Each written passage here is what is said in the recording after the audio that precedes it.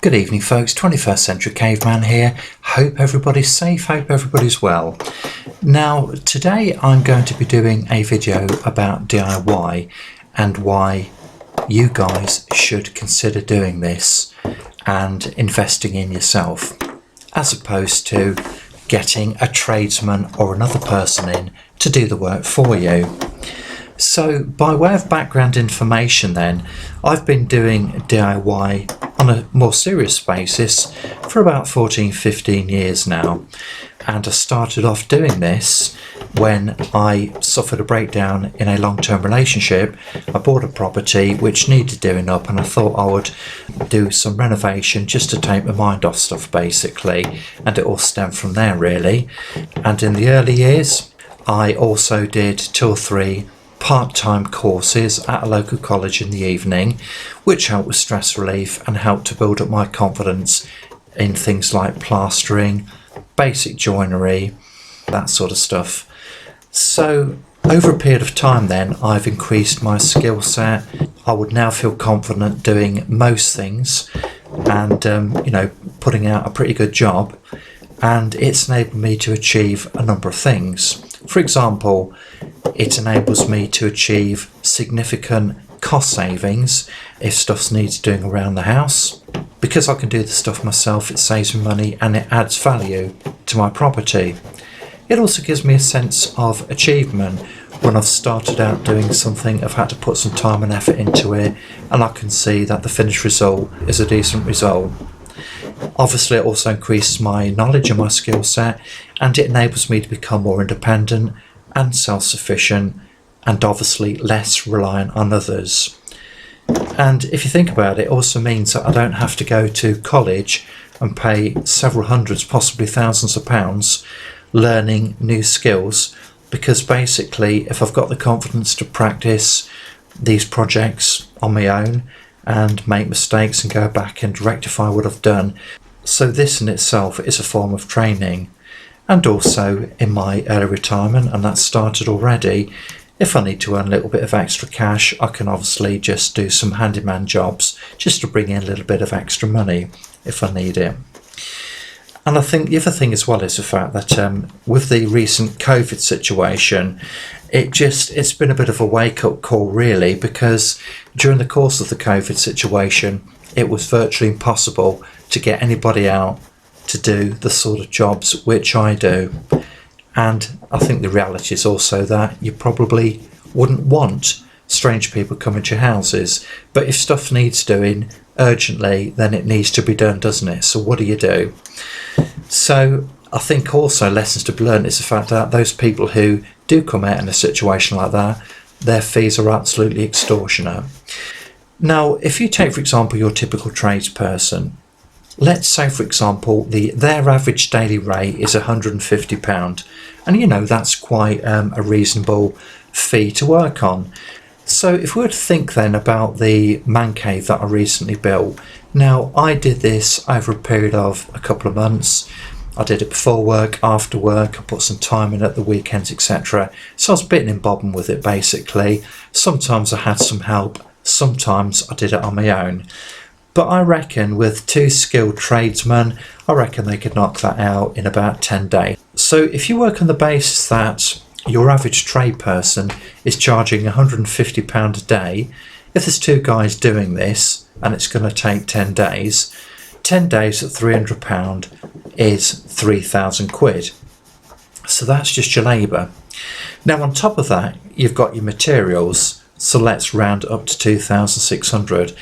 So if I was to bring in a couple of hopefully experienced and qualified joiners to do that, that cabin is going to cost me round about £5,600, which I'm going to have to fork out to somebody else. However, if I can do that work myself, I'm saving all that money in labour. So the saving I'm making for labour costs is £3,000. But not only am I saving approximately £3,000 by doing it myself, you've also got to think about the added value.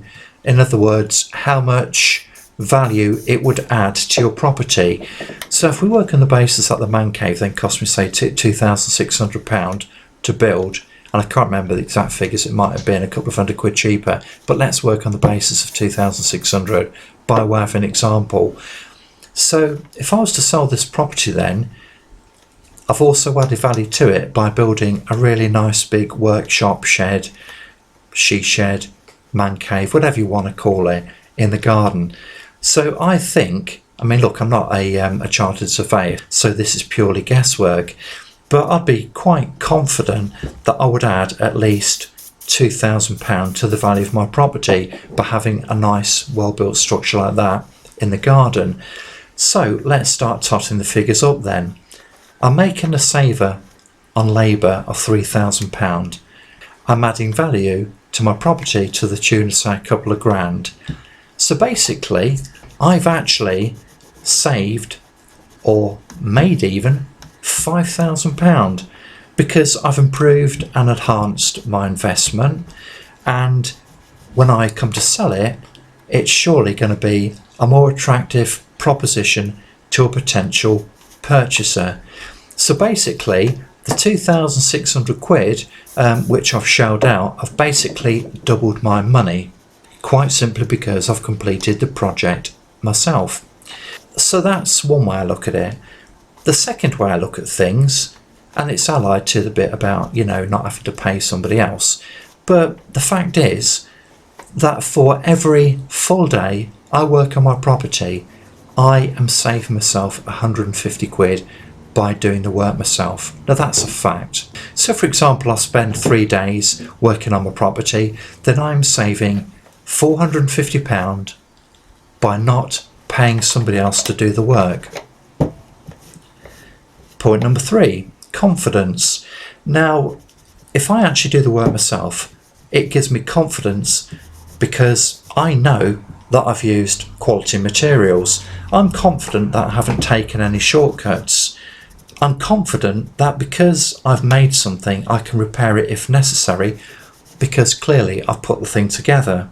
And I'm also confident that no one is going to let me down or rip me off. And that's very important to me. Point number 4 is the fact that I believe that it's my duty as a father to be a good role model to my son.